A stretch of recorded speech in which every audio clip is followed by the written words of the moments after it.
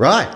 Good morning. Hello. Well, it might not be morning, it might be evening. Who knows? But hello and welcome to another episode. I don't know, how many episodes is this, Vic? 22, I think. 22 episodes. So the 22nd episode of An Unorthodox CEO. I am, as always, Steve Pickering, the CEO of Sussex Beds. And we are joined today by a very special guest. We have a good friend, my biggest mentor, and we have Paul Hetherington, who has a huge following. So actually, I would think Paul is an influencer. Yeah. Yeah. Where 17,000, I looked yesterday. it's 17,000 followers on LinkedIn. So we have an influencer in the house. Yeah. You see, Paul, I was told by Vic a few years ago that I am just a micro influencer. I'm not a full influencer because I don't have that many people following me. So yes, we have an influencer in the house, and we're going to be talking about Paul, his journey through business, through life, and also becoming a Vistage chair, which, as I said in the last podcast, is not a brand of chair. Here we go. This is my Vistage chair. So, yes, we're going to be talking about Vistage and how that helps CEOs and business owners to navigate and come together. So we'll be talking a bit about that. So, before we go on, please, and then I know there's going to be loads listening to this podcast because we have 17,000 followers of Paul listening. Please, can you click that like and subscribe button now so you don't miss a future episode. And of course, you can listen to the old ones as well. I assure you, they get better and better as we do each one. So, yeah. So, like and subscribe. So, there we go. Yeah, we're good to go. Good to go. Fantastic.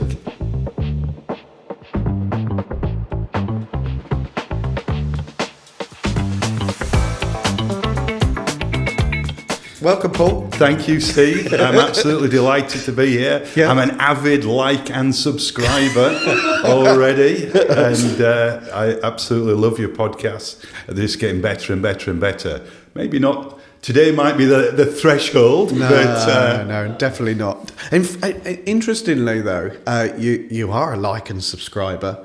You listen rather than watch, don't you? I do, and I that's the way I consume most of my podcasts. Yeah. I really occasionally I'll watch other ones on YouTube. I don't think I've watched yours at all on YouTube. Have you not? Actually. No. Yeah. But I'm walking the dog in the morning, Yeah. miles of driving, or just while I'm doing other stuff, I listen to the Apple podcasts. So I've got loads of them. I love podcasts. That's cool. So, Paul, tell us a bit about your background, because you've obviously got a big following on LinkedIn, and very well known locally in our area. Infamous. Even though we do notice that accent isn't a local Sussex accent, is it, Paul?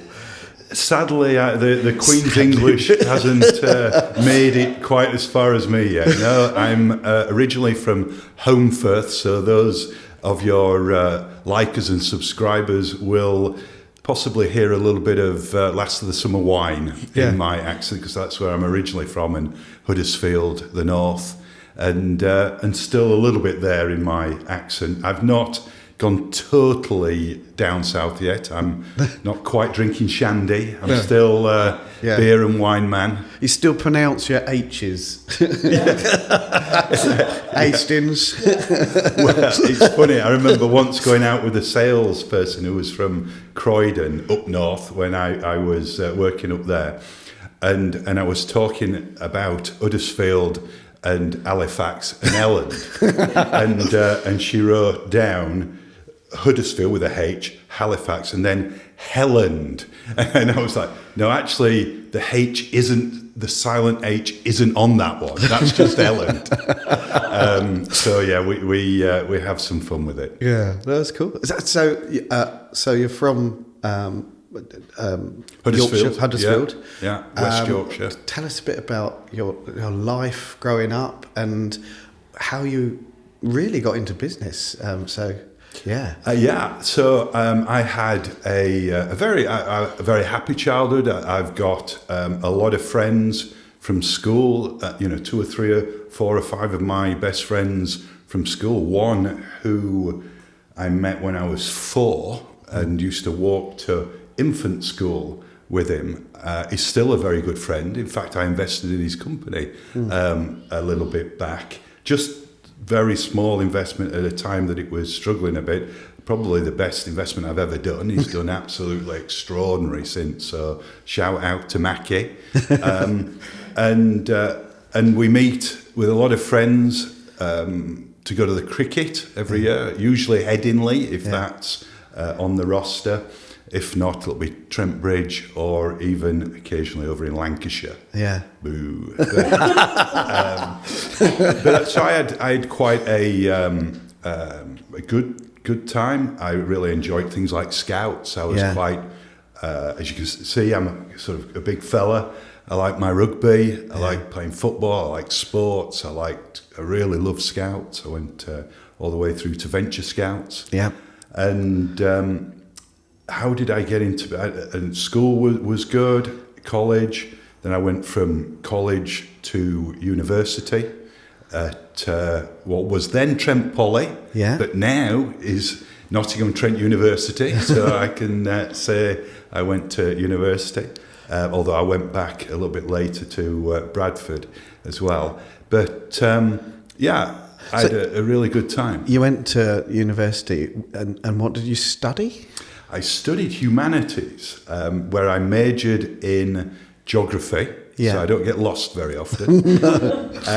And I also minored in psychology, which was quite interesting. Although I often say I learnt more in the first month of my first job about psychology than in 3 years of studying it. And my first job was in Tenerife, selling timeshare. And that was when timeshare was seen as a bit dodgy. And that was amazing, just watching the salespeople there. I was the youngest by a mile. And watching the psychology of how they sold and just learning. Because I left university not really knowing what I wanted to do. So I was at I saw this ad in the Nottingham Evening Post, and it said, "Would you like to earn £1,000 a week?" And this is Victoria. This is a long time ago. I mean, that was when £1,000 was a lot of money. And so I thought, I fancy that. And so, turn up to this event at the Albany Hotel in Nottingham, and it was unbelievable. There was loads and loads and loads of people there. I was the youngest by a mile, and it turned out it was basically to become a salesperson for timeshare. And I thought, what's the worst that can happen? I'm just leaving university. They're going to pay for the first month of my time there. They're going to pay for the flights, or the one-way flights over there. So why not give it a go? 21, and so I did, and it was amazing. It was scary because it was commission-only sales in a foreign country. But I earned enough in the first 6 months to pay off all my student debt that I had and that sort of stuff. Second 6 months, not quite so much. And I came back with my tail between my legs on a bit of credit card debt about 6 months later, and then got a proper job as a marketing assistant for a company in Huddersfield then. But isn't that interesting how you go through your schooling, you're into uni, and come out of that with still no clear direction? I wonder how many people do that and then fall into a sales job. Isn't that just life? And people get het up with, I don't know what I want to be, what I want to do. But ultimately, you find your paths and you take these risks. And that's what life and is about, isn't it? It certainly is. I can remember determinedly when I was going to do my A-levels wanting to be an engineer. Yeah. Not sure I knew what an engineer was. And my mum and dad said, you really don't want to take physics and maths A-levels. And I was argued with them, I do. And so I didn't end up with very good A-levels. And very quickly I realised, I didn't really want to be an engineer, because if you had to do maths with mechanics and be very good at that, that wasn't for me. Yeah. Statistics maybe a little bit different, but mechanics not. And so, quite quickly I realised that almost what I thought was my dream wasn't. No. But nothing replaced it, which was fine, because I was just going the route. I was the first person in my family to go to university, or poly. I remember having quite a bit of a ding-dong with my dad at the time, because I'd not got the grades to get into one of the good universities that I'd sort of been offered with grades. And so he was like, well, I'm not paying for you to go to a poly, not that you had to pay much, because he'd just been made redundant in the sort of 80s and early 80s sort of recessions. And so it was quite just a ride, and I just loved it. When I got to university, I ended up working on Thursday nights and Friday nights at what was then called Safeways, stacking shelves in Loughborough with a mate of mine, and also working on security, because the rugby team, they usually, for the gigs and stuff at university, they just got the big lads to do that. So that helped me pay for my way through university, plus with a little bit of debt here and there. Not the vast amount of debt that they have these days. Yeah. So sales job was your first job. Yeah. Then into a assistant in marketing. Yeah, marketing assistant, which very quickly sort of transformed into sales. It was for a company that sold scale reducers and water softeners, and it's actually it's almost feel like I've gone full circle, because very quickly my patch became the southeast of England, and I used to drive down here on either a Sunday, usually a Sunday night, stay somewhere, and then Monday, Tuesday, Wednesday, Thursday be driving around guest houses and to plumbers merchants, trying to sell scale reducers called lime fighters and water softeners, and then driving back up on a Thursday and then having a day in the office. And I just used to absolutely love, because even then it was sunny place down here, and coming from Huddersfield where it, rain. My wife's American, and she drove her mad, because I used to say it's bright outside when we moved back to the UK up north, and she said there's no such word, it's either sunny, cloudy or raining. But you have to sort of be a bit of a northerner to realise what bright outside means. Yes. It might be totally cloudy, but it's all right. Bright. Yeah. I love that. So it was, I really, really loved it down here. And the company that I worked for, after a while, I ended up living with a mate of mine in Eltham, and they helped pay towards the flat. So I was full-time down here. And now, all these years later, I live in the area that I used to absolutely adore, down, and was a really good area to sell to, because it's such hard water around here. Yes. And, so did you excel at that role? Or? I think that's a really good question. And even though I like to have a bit of a natter and have a bit of a chatterbox, I would say where I became quite good was just working quite hard. So the amount of people at this company that got fired for not meeting their sales targets was just all the time. And effectively what you had to do was make 8 calls a day into plumbers merchants and get 2 orders a day. And I used to make the 8 calls, but often get 1. And I found out just by accident that, and also fear of not getting that second order, that if I, at 5 o'clock, knocked on the door of the plumber's merchant, the owner of the plumber's merchant, this is when you had quite a lot of independent plumber's merchants, would say, "What are you doing here? What's a rep doing here at 5 o'clock? You're usually home at 3:30." And I'd be saying, "Well, my stuff's good." And it was amazing. At 5 o'clock, almost the barriers went down. Right. They were chatty. Yeah. And I would say 70% maybe of my second order of the day came after 5 o'clock. And I would have never known that. No.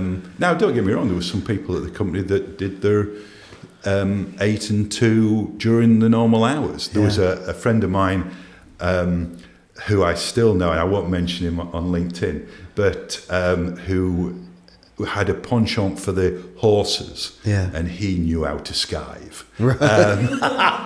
And it was before sort of mobile phones. Car phones were starting to come in, but whereas I never really could get away with skiving, so I had to put in that extra call. But that taught me a little bit as well. Was you work hard, and then I ended up becoming a field sales manager, that they called it at the time, which was effectively you had all your patch and had to bring in all those sales, and then managed a load of other people as well. Yeah. And it was only because I was the last one that hadn't been fired, and the boss wanted somebody to be recruiting and telling everybody else how to do stuff. So that was managing people. Now that's very different, isn't it? And that's what I thought. You hit on. I can see it in your eye there. You are getting me to bite, and I'm going to bite because you manage things and you lead people. I didn't really know that at the time, but that's a mantra of mine, as you know. Yeah. And I came into having responsibility for people. Yeah. Which was not really massively new to me, because I, in a lot of sports teams, particularly rugby teams, I'd been the captain, often because I was the biggest and gobbiest. But I got on well with people, and I think over time tried to get the best out of it. Had some great times, had some sad times. I remember it was interesting because I'm an avid listener to your podcasts, and when you were talking to Lee the other week about having your best friend there, and sadly a very, very good friend of mine died recently, Mike, and I was reminded when I was at the funeral that I actually had to fire him, and I recruited him at many, many, many years ago now, 30 plus years ago, but I had to fire him as well because he was not bringing in the numbers. Great guy, lovely, and but he was amazing because he handled it, fantastically well, and so we remained friends. But I remember when you were talking to Lee, that brought back so many memories. Yeah, and we talk a lot, don't we, about working with friends, and it can look, this is brilliant working with your friends, but as you just say there, when things turn the other way, and that is a huge challenge, and which is why I think I quite often get friends or people I know, have you got any jobs, and I'm very careful of who and why, and Lee is my best friend. Thankfully, we don't work together very often, but he's still in the business, and that must have been very difficult. It was, and it is a very, very difficult dynamic, especially when people that are going to be very, very good, and and trust them, and they're hardworking, and so that they would potentially make fantastic employees. Yeah.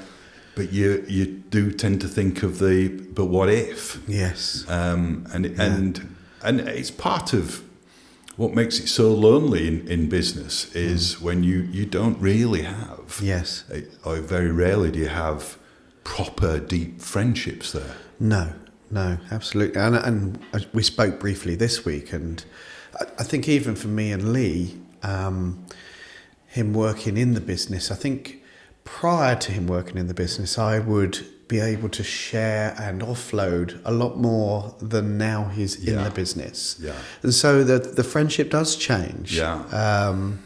And it is a challenge working, but I not that I wouldn't want it, because Lee has done a fantastic job, and a real big influence in our success in recent years. But it does change friendship dynamics, and I think what you manage there is to keep business, friendship, and that's I tell you what, that's quite a done really well there to manage that and continue to be friends through the rest of your life. So. And I think it was more Mike than me, to be fair. Yeah. I think he was a guy that really did go the extra mile. He was just such a lovely guy. Yeah. That he was far better with being fired than I was in sort of doing the firing type thing. And I think also at that time I was quite single-minded and not necessarily in a good way. Right. And career focused and all that. And I think in hindsight, looking back as well, there's a lot of things that you have to be careful that you don't create too much destruction on the way of being so single-minded. Do you think you've changed a lot over the years then? Yeah. Yeah. I think I have, yeah. I think certainly, and I actually posted it this morning to my my loyal 17,324 followers. Vistage has changed me massively. Really? I think also coming out of corporate has changed me massively. I'm in an incredibly fortunate position, and that day-to-day money pressure of mortgages and having to be on the roller coaster. I think at times I was probably not a very nice person, and maybe not even a great boss. And I think I now listen much more, because that's my job. Yeah. And I enjoy it. I enjoy listening. I enjoy hearing what's going on. I enjoy hearing more. What more is there, and getting deep down. Whereas perhaps in the past, when I was running companies, I was focused on the results and almost the numbers in and of themselves. Yes. Rather than, I still hope that I did build people to achieve those, and we were successful in a number of areas. And it's very different being a CEO or a managing director, a hired gun, from being a founder. Yes. And I think I was in a very fortunate position quite quickly for earnings-wise and stuff like that I think I would never have taken the risk to be an entrepreneur. And I think that's one of the things I love about Vistage, is I admire entrepreneurs so much, whether it be your dad, whether it be the people in my group, and we can think of them all yourself. And because, cash flow challenges to them, to a lot of people, it's their house. Yes. It's everything. Whereas if I got fired, yes, I'd be struggling for a little bit, but then I'd go and get another job or something like that. And I often negotiate very good settlement packages, so that if somebody wanted to do without me, or we had a disagreement and I moved on, I'd do all right. Yeah. So I do massively admire, and I love working with entrepreneurs because of that level of spirit. But one of the things I found incredibly helpful, and this is going to sound really, really mad, is almost all the businesses that I went in to run as managing director or CEO, I'd got absolutely no idea about them. No. None. No. So I've worked in foundries, metal fabrication, plastic extrusion, plastic moulding, plywood. Yeah. And I have to think I was so lucky because I could be somebody who, and would be somebody who would tell everybody what they ought to do. Yes.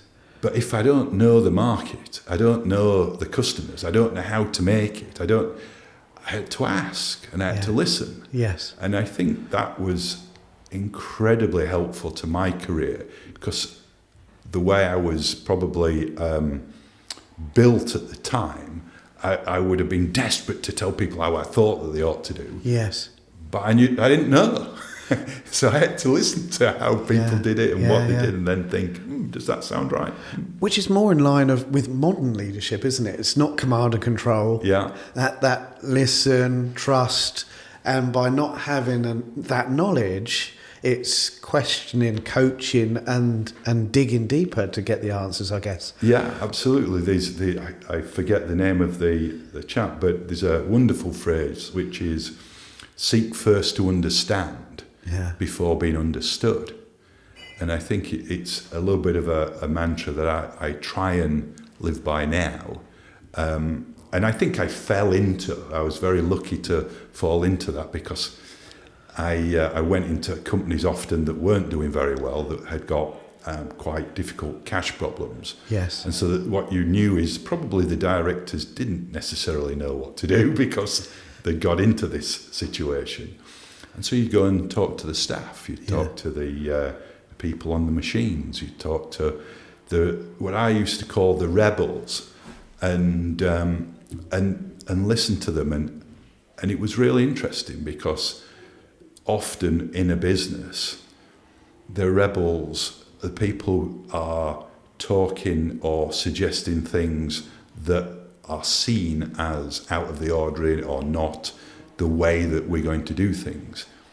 Sometimes they're right. And having that ability to dig and listen. Yeah. You think actually contributed to the success of absolutely. yourself? Yeah. Absolutely, because I didn't, I didn't know what to do, so I had to listen to what they said. And a person who's become a good friend of mine, Geraint, at one of the businesses, I'd listen to him, and he'd just be so articulate and knowing all about everything to do in the metal gutters and metal drainage market, and I'd be thinking, well, this sounds right. Yeah. And so then I'd go to the other directors, and they'd say, oh no, well, why is that then? Yeah. And they'd be talking about it, and I think he's right. Yeah. And I remember at this at Aliamask, a company that I was put in to the rainwater and drainage side, and going and talking to the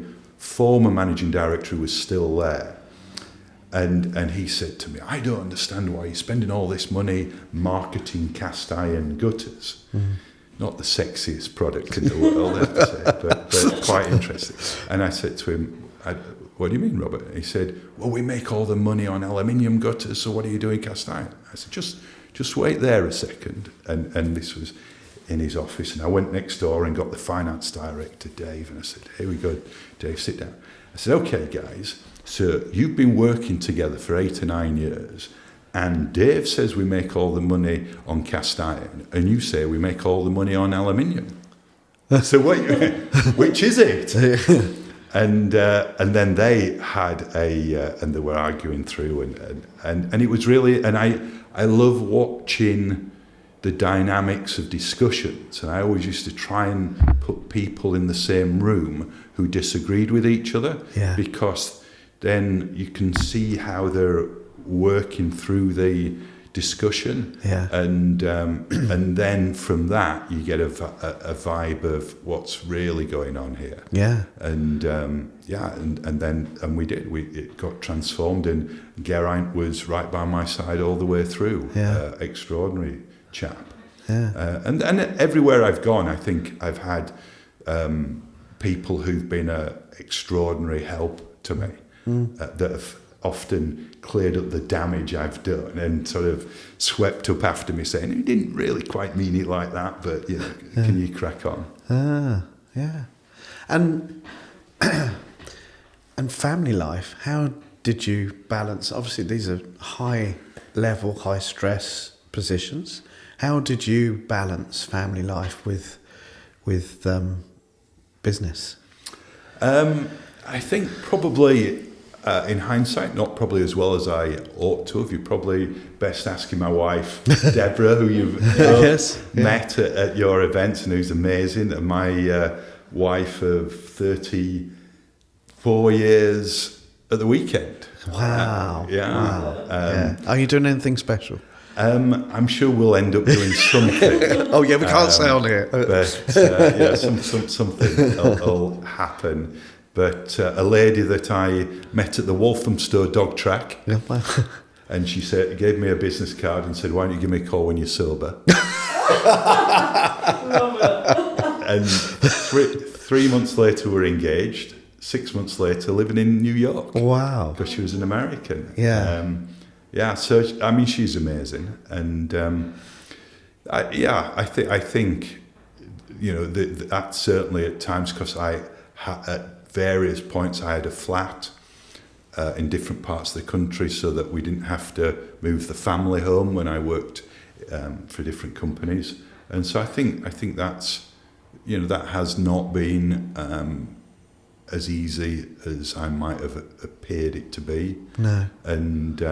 And often I'd find that I'd get home on a Friday night after a trip back on the M1, and my wife would be desperate to tell me everything that's happened in the week, and I'd just be, sozzled after a week and after the drive, and that sort of didn't work well. And so we tended to get into where she'd talk to me about what had gone on during the week on the phone, on the mobile phone or on the car phone, as I was driving home, because that would make the time pass for me. I could be more there, and so that tended to work a bit better that way. But it's hard. I think that work-life balance thing is a bit of a misnomer at times. Yeah, I think it's very difficult. No, that's cool. Yeah.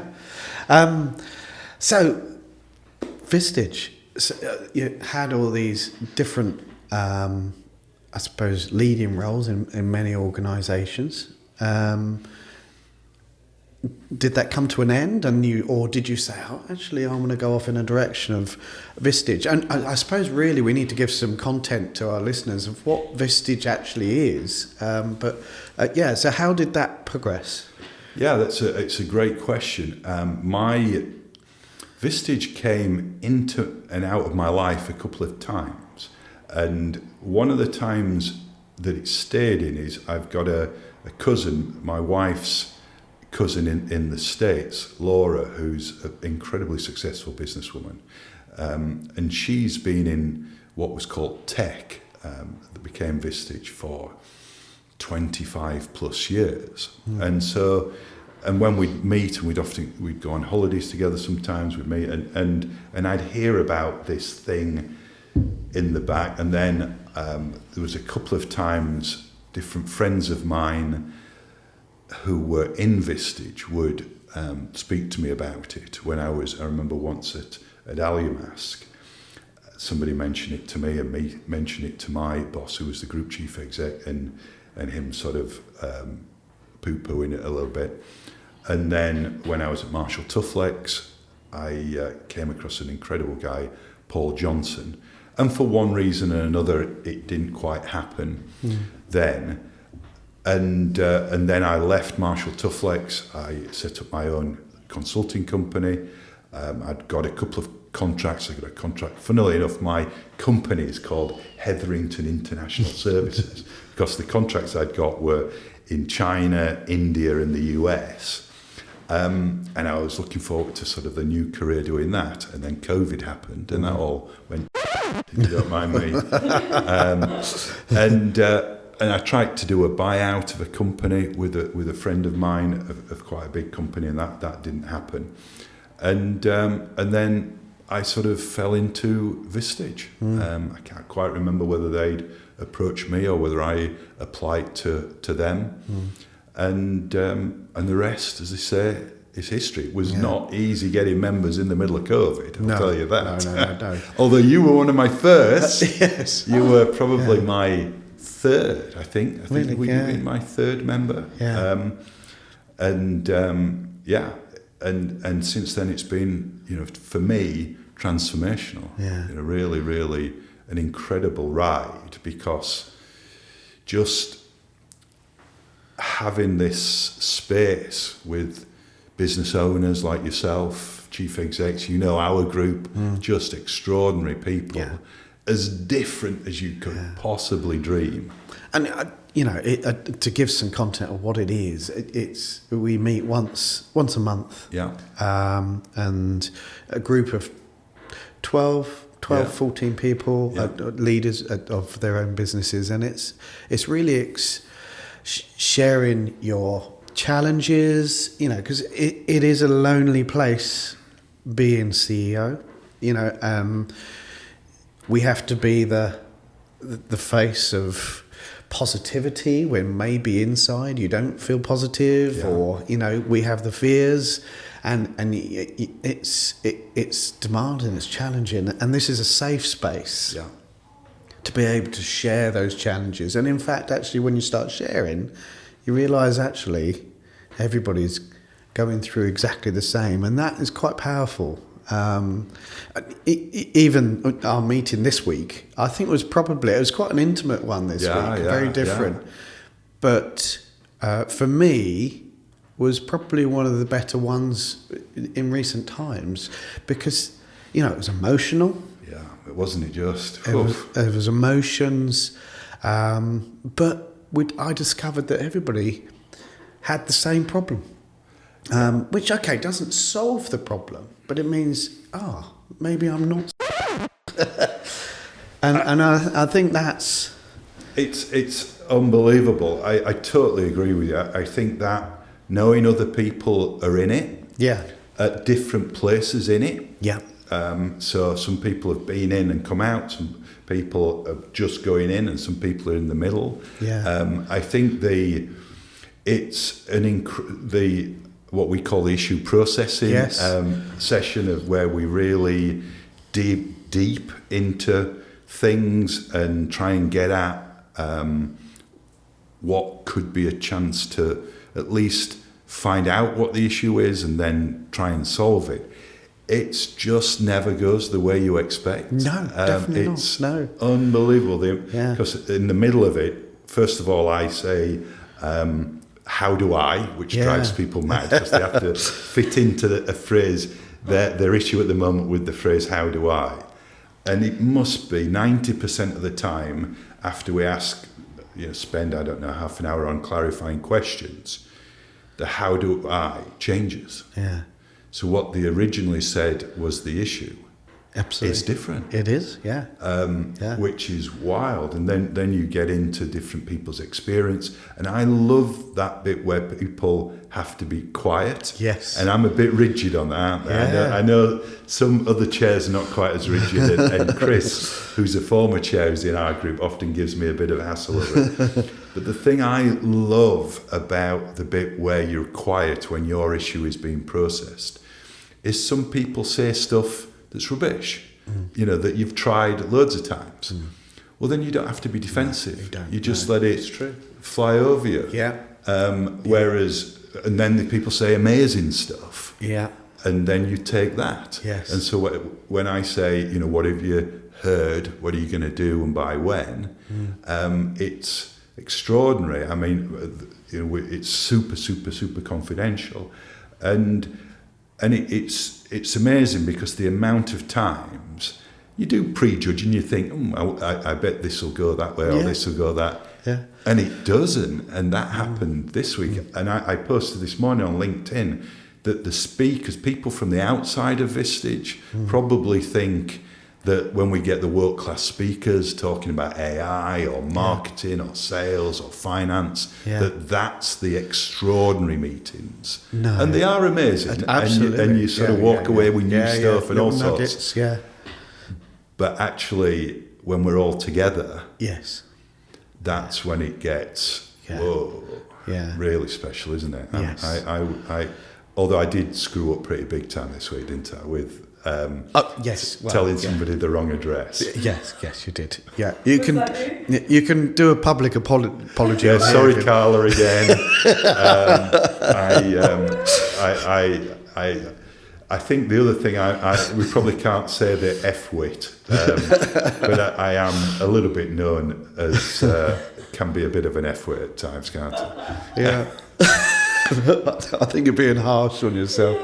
With organisation and stuff. So I have an amazing assistant, Kirsten, who has just transformed my life since having my own business. Yeah. And it's one of the things I often, when I work with chief execs or business owners, I desperately try to coach. And so many of my Vistage chairs are amazing coaches, and I going on Monday to a session where I learn to become a better coach. But a couple of things that I actually tweak people on, and I say I believe that once a business gets to a certain size, every chief exec should have the best finance person they can afford, and a PA, because a PA from 30 years ago till now I've had a PA, and it's transformed my life. Yeah. And it just helps do so much stuff. Yeah. But I messed up in where I mean, it's a big enough place, isn't it, Buxted Park? You'd think I'd have got that right. I think this is where, though, I mean, for me, you were inspired by your honesty, and you're not frightened to show your vulnerability either. I think some of those big emotional moments that we've had within the group, or and do you think you did that when you were leading businesses, or is that something that you've done more recently? Yeah, great question. I remember once breaking down, talking to somebody in business. It was a very emotional time, and I'm not sure they handled it very well, and I'm not sure I handled it very well after that. But I think that's a really good question. Maybe people who have worked with me can put in the notes or in the comments to the podcast that, because I think probably I could have done a lot better there. I think now I enjoy that feeling. Yeah. Whereas before I would probably fear that feeling. What, because of fear of it looking weaker, or? Yeah, probably. But I think, from the speakers that we have, from the people that we know, from the books that now I've read, having got into all sorts of business books, and I think that actually vulnerability really is the first foundational stone in building trust. Yes. And I see that, we see that in the group happening. I see it with new groups happening. We teach that a little bit in that we have exercises to get there, to sort of try and dig into deep vulnerability. So I think I'm a convert to that. But it's a difficult place to go. Yeah, I think one of the most memorable was where we had the retreat, and everyone had to bring three things that meant something to them, didn't it? Yeah. And that really opened up everybody to that route to vulnerability and opening up. inclusion exercise. I mean, there's so many things that will stay forever in my mind. We had another session that I know you'll remember because it was at one of your branches at Hawley, where it was, we were all in tears. And I often forget, but try and bring a bottle of champagne as a celebration, because Victoria, good leaders spend so much of the time giving praise to everybody else. And very rarely are they able or in a place to be able to take praise themselves. So I take a bottle of champagne when I remember, and we have a little bit of a celebration session after lunch, and I pass the champagne to who everybody thinks has won this month. And at this session, I passed it to one of our members who's amazing. She's a karate specialist. She'd won all sorts of awards, and so gave her it because of the weekend with her son. She'd done fantastic karate. And then we'd had a very deep personal, because often we probably 25 maybe % of the time we'll have a personal issue that will be something that we'll talk through, and this one was like really deep. And the member who went through it suddenly found out so many of us had similar deep personal issues and children and all sorts of stuff, and so that there was a lot of tears. And then just as it sort of came to an end, Anna stood up, who'd won the bottle of champagne, walked over to the member who was processing that issue and said, "You deserve this more than me." Oh my God, we were in bits, weren't we? It was just so deeply meaning.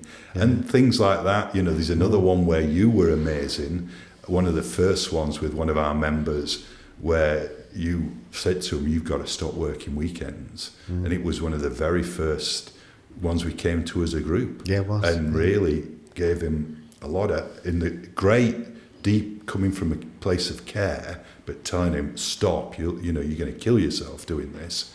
And one of my other members was just moving house, and he had a rowing machine, and you used your one of your vans to get it from his house to this other member's house, and that transformed his life, and his business as well. So it's amazing. It's amazing to sort of be just be there when these things are going on. It's really nice to get an insight into what sort of happens and understand what people go through. Why you do it. All for amazing reasons. It is really special, and also I think the other thing that Steve's brilliant at, and that I sort of try it sometimes unsuccessfully but desperately try, is to make sure people implement.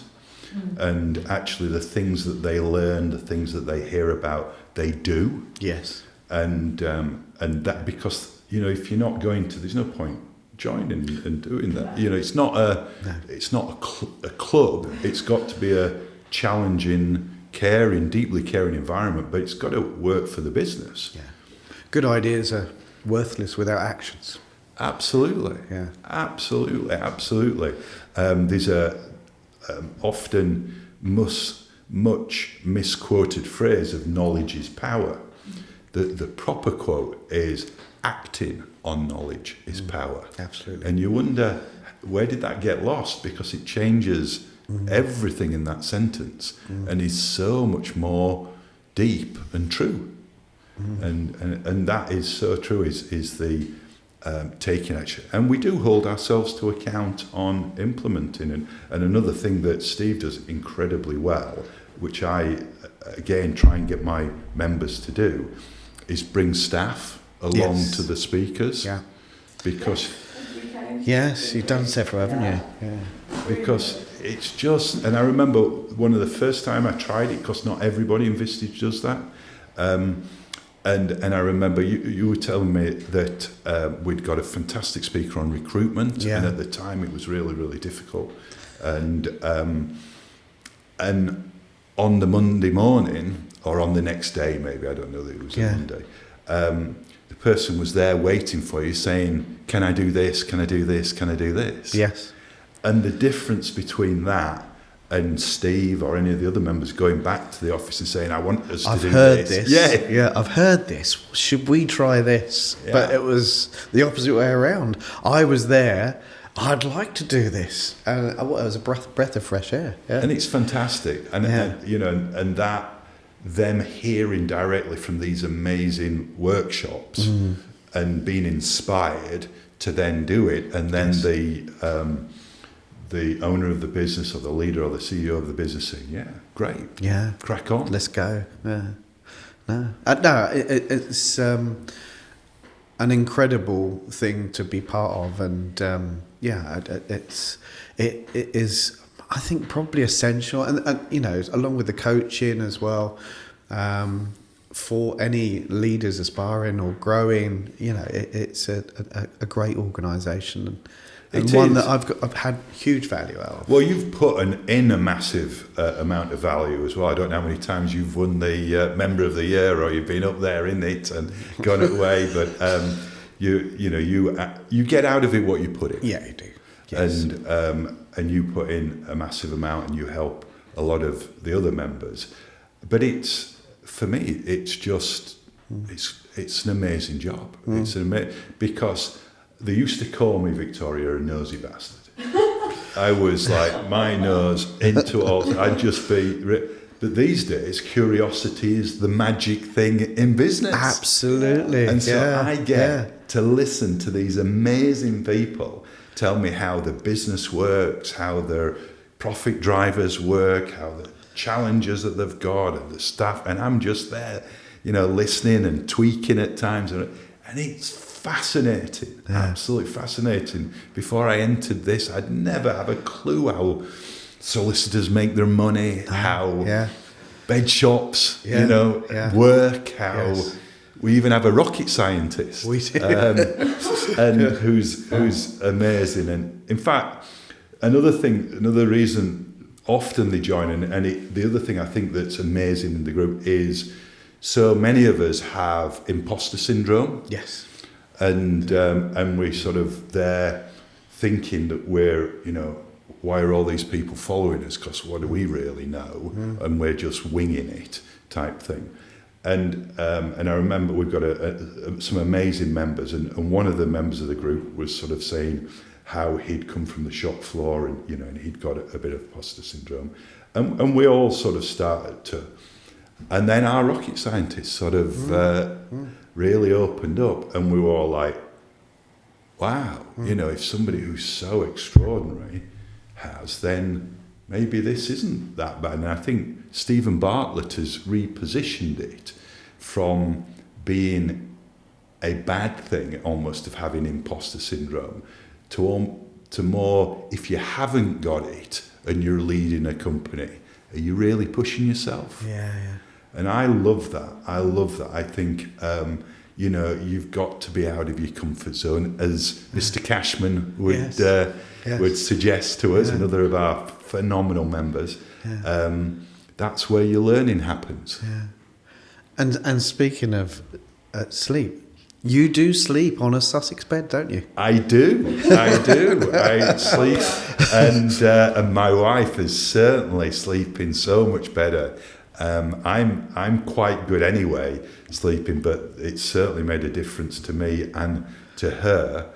And thank you, Victoria, for helping it out, because I got an extra special deal because I was in a bidding war for it, and it was quite funny because my wife had been hassling me for a mattress for a while, and so I was, we will go into Steve's shop, one of them, and then we went to it, and so when that was one of the what would you call it, one of the lots, she got her eyes on it, so that there was that you would have taken me up to a lot more than what I ended up paying for it, because I didn't have a choice on that. But that was a fantastic night. I mean, I think you have such a special feeling here, such an X factor that you feel when the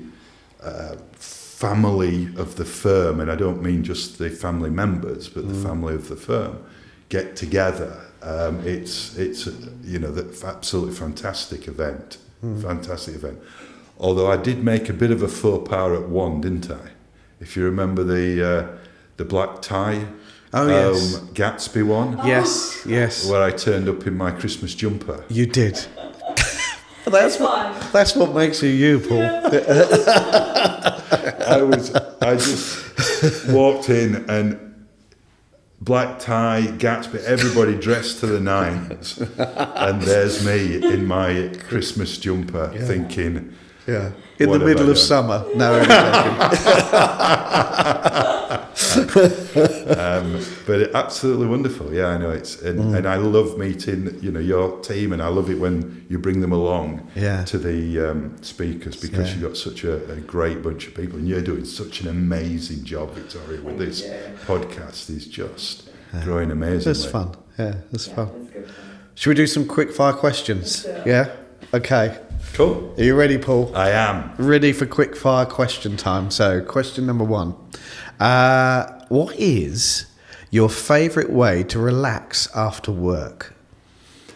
That's a good question. I would have said I quite like to play golf on a summer evening, but I haven't played for quite a while because I had a bit of a medical thing at the start of the year, and so I've never quite got back into golf. And so probably in the summer, a glass of wine on the balcony, a glass of rosé would be. It's probably a nice way to relax.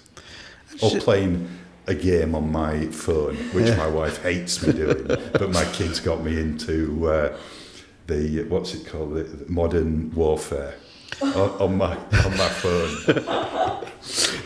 So not quite back into the golf yet. Not quite back into the golf. I need to get there. Yeah. Actually, I mean that touches on. I mean, you were very brave with that medical issue, and and you put that out on LinkedIn.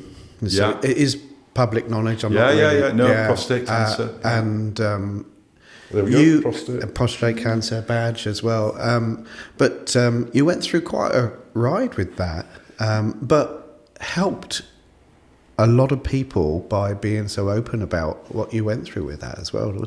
Yeah, I think it was a really big decision, and I really didn't want to do it, to do that public. But a really good friend of mine, and a huge shout out to Mick Moore, who really hassled me about getting a test, a PSA test, and really hassled me about it. And I, like so many blokes, put it off, but because of his hassling me, and I got one, and that sort of showed that effectively I had to go a little bit further, and I'd got an enlarged prostate at the time. So then they kept an eye on me, and this time last year, September last year, I got called in for my annual MRI, and they said, well, we'll give you a call within a week if there's any problems, and it'll be a few weeks if there isn't. And this is where when people talk about the NHS, it is both magnificent and at times not quite so. I mean, it certainly turned out to be magnificent. The surgery, the surgeon was incredible, the nurses and everything were fantastic. But I didn't hear back for about 6 weeks. And so I thought, I better give them a call and see, because it's fine because nobody's got in touch. And so I called 6 weeks, and the receptionist, as I sort of remember it, was like, I'll get on, but if you've not heard anything, it'll be fine. And then she comes back, she said, we need you in next week for a biopsy. And I was like, okay. And apparently the consultant had been on holiday and had forgotten to give it somewhere, or somebody hadn't picked it up or whatever. So I was very lucky, and I'll say in a minute why I was so lucky.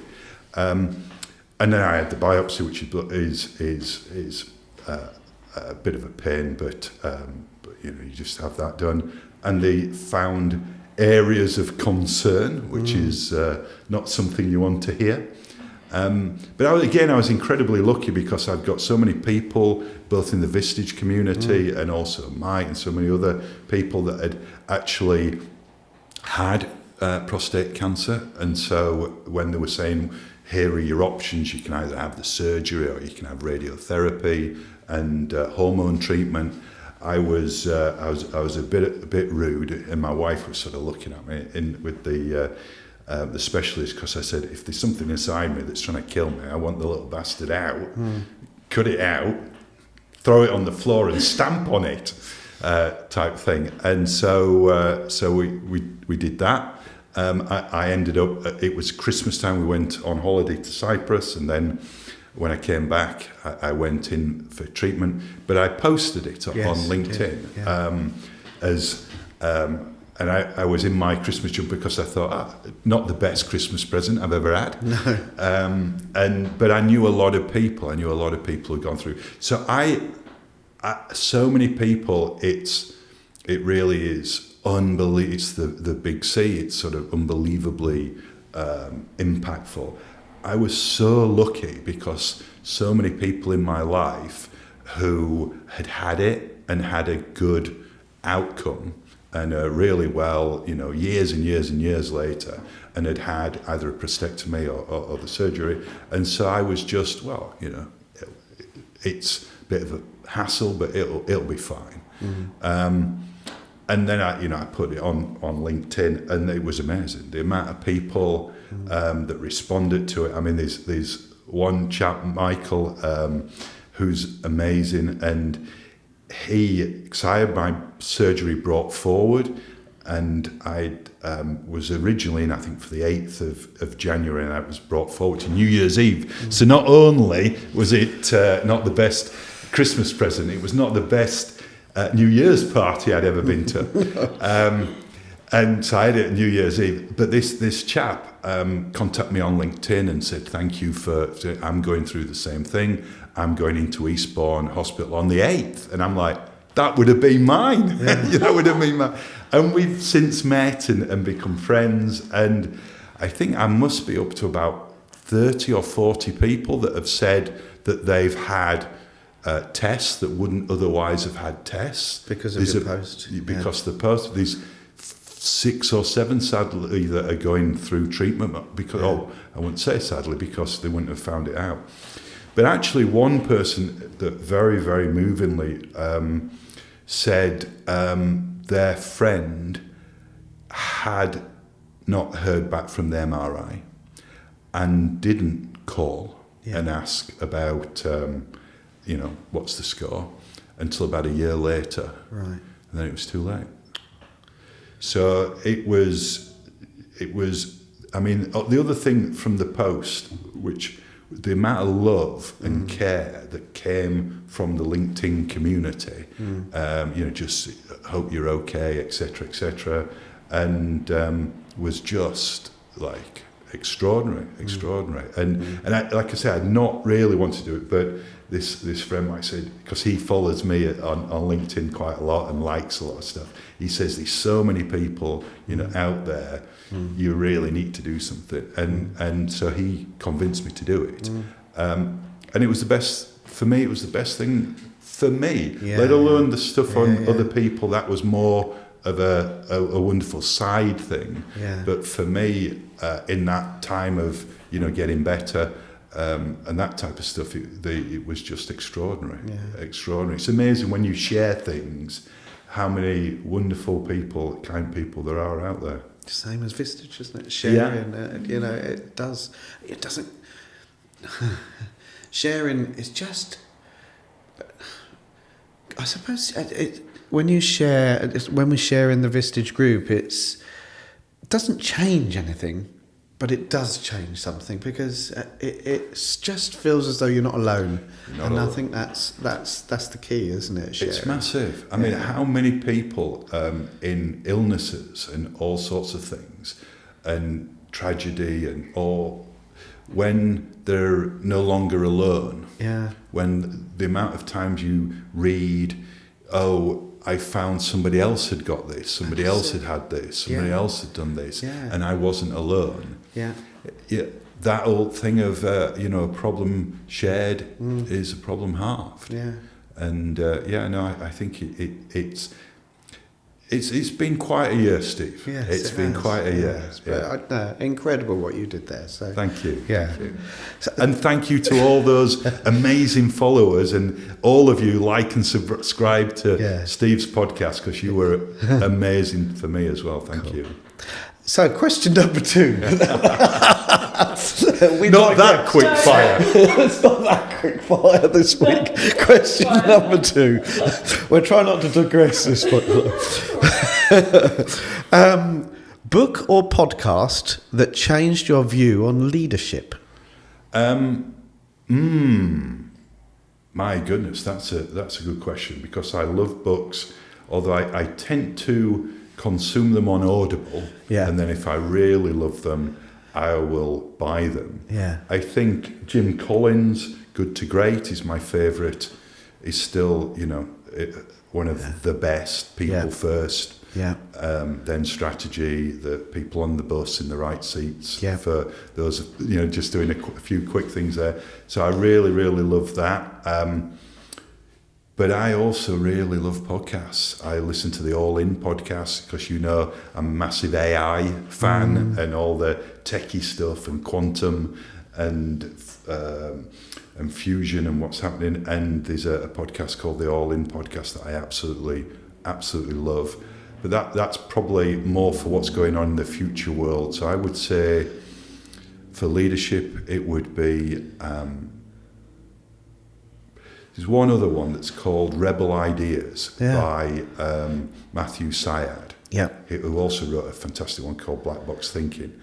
And that's the power of diversity, cognitive diversity, so people who think differently, and how that massively impacts business. And if you've got an all-man board, the fastest way to improve the profitability is add a woman to the board.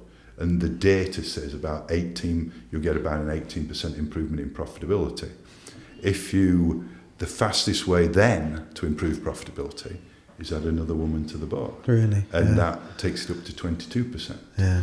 And this is absolute data. And it's because having people who think differently, whether they're demographically diverse or they just have got different backgrounds, massively, massively improves your ideas that are on the table. And again, that's sort of what Vistage is about. But the underlying research from that is fantastic to read in something called Rebel Ideas. Might have to get that one. Cool, thank you, Paul. Question number 4. You love to use an emoji. Overuse, a lot of people would say. Which is your favourite? I think that one. I think thank you is probably one I use. That one or the sunshine in the Sunshine Coast one. Because the sunshine in the Sunshine Coast really winds up my northern mates. Because I really try and leave them with a belief that in Hastings and Eastbourne and Sussex we don't have any rain. It's not raining out there right now all the time. And it drives them mad in a nice way. So either probably the thank you or the sunshine. Okay, cool. Okay, and final question. If you weren't guiding the CEOs, what would you be doing instead? Well, I chair a number of companies. So I chair a couple of companies and I sit on the board of another company as a non-executive director. So I think if I wasn't doing my Vistage thing, I would sit as a chair of more companies. Okay. I love that. I absolutely love that dynamic. I very rarely ever get any more the feeling to get back into the CEO role.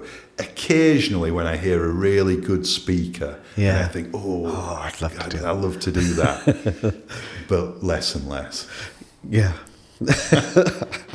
I get that. Cool. And that's the end of our questions. That's the end of it's the end of our podcast.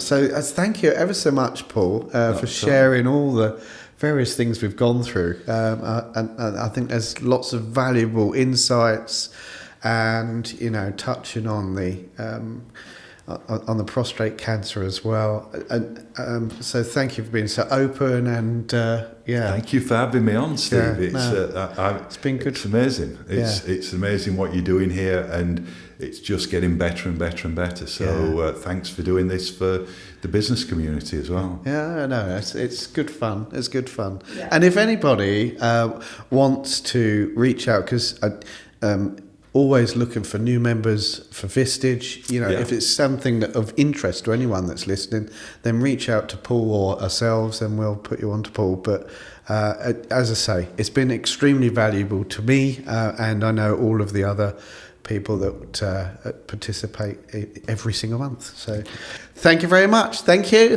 Paul. So that's it. That is a wrap.